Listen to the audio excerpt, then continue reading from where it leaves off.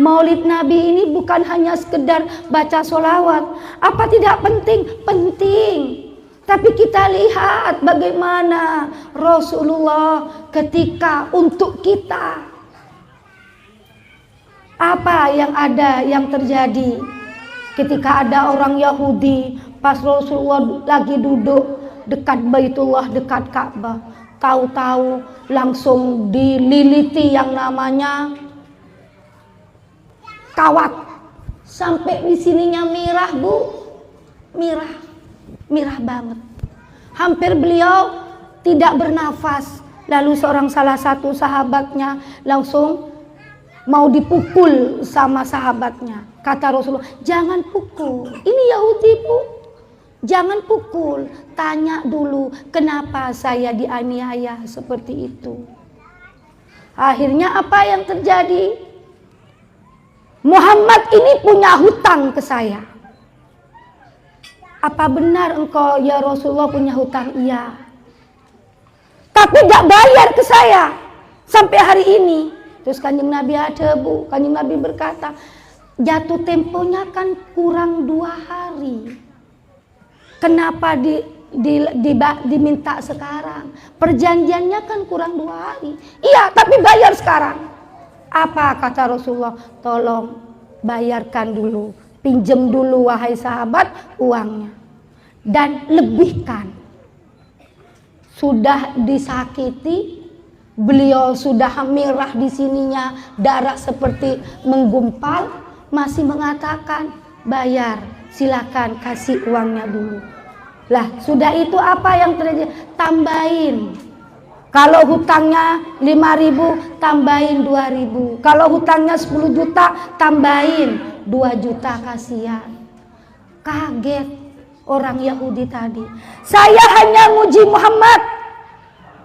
Saya ingin tahu apakah Muhammad ini adalah seorang nabi. Karena di tanda-tandanya dalam Taurat, kalau orang dia memang benar-benar nabi, maka dia adalah manusia yang sabar dan dia akan memperlakukan orang lain lebih baik dan lebih baik lagi. Ternyata benar Muhammad adalah seorang nabi. Ini mulia akhlak beliau.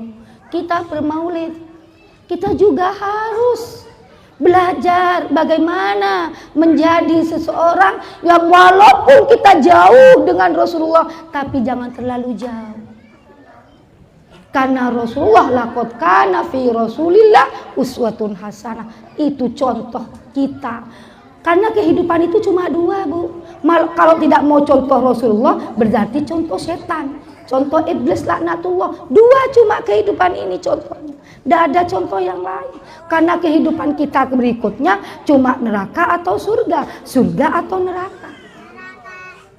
Sudah. Setelah itu pernah waktu jalan sang Rasul, yang namanya cucunya nangis. Rasulullah tanya, ada apa Fatimah anakku?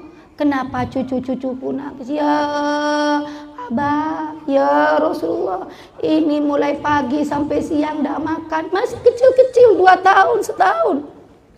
Ya Abah nggak makan cucu. Akhirnya Rasulullah datang ke orang Yahudi. Beliau minta, ayo saya minta kamu putus jasa saya. Saya akan nimba, nanti opai saya ya. Saya kasih uang. Begitu. Akhirnya beliau nimba. Tahu-tahu kalau timba dulu kan memang namanya di Mekah itu kan curam, Bu, puluhan kilometer. Akhirnya talinya itu ke alek-lek, kata Madura itu. Alek-lek, apa alek-lek itu? Kelilit. Dikerasin sama Rasulullah, jatuh yang namanya timba itu. Setelah jatuh, apa yang terjadi? Langsung dipukul sama orang Yahudi tadi. Dipukul. Setelah dipukul Rasulullah diam. Bu, ini adalah Rasul kita, terbaik, termulia. Bahkan tidak akan pernah ada orang masuk surga siapapun dia kecuali ketika Rasulullah bisa masuk surga dulu. Tapi ini diperlakukan seperti ini. Akhirnya Rasulullah diam, akhirnya Rasulullah ambil Muhammad. Kalau tidak ambil, awas kamu.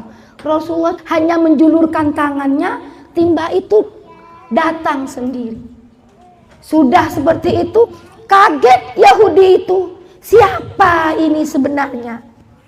Hanya ditanya ke selang, lah itu Muhammad, utusan Allah. Rasulullah gemetar orang itu. Rasulullah pulang sudah dapat yang namanya uang karena memang sudah nimba.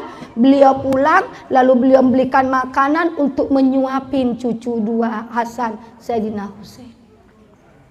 Apa setelah itu dia kaget, dia takut gemetaran karena memang karomah kan kemuliaan Rasulullah tanpa dia takut bagaimana nanti dosa saya. Akhirnya yang terjadi dia putuskan tangan duanya yang tadi kena memukul Kanjeng Nabi. Sudah itu datang kepada Rasulullah minta maaf. Ya Rasulullah, ya Muhammad, saya minta maaf. Kayak berdosa. Akhirnya tolong tangan saya yang tadi saya pegal sendiri sambungkan kembali. Dengan senyum Rasulullah sambungkan kembali untuk itu Rasulullah kita. Maka kita tidak boleh mengeluh dalam posisi apapun. Rasulullah kita, kata almarhum Kiai As'ad, seseorang yang dicintai oleh Allah maka seakan-akan dibenci oleh Allah. Tambah orang itu tambah susah, tambah orang itu dapat musibah, jangan berkata, oh itu dosa apa, enggak. Atau ada orang meninggal, gak meninggal, oh itu dosanya banyak ya, bukan. Kadang-kadang mudah mengklaim, menjustifikasi atau menyudutkan orang lain dalam posisi seperti itu.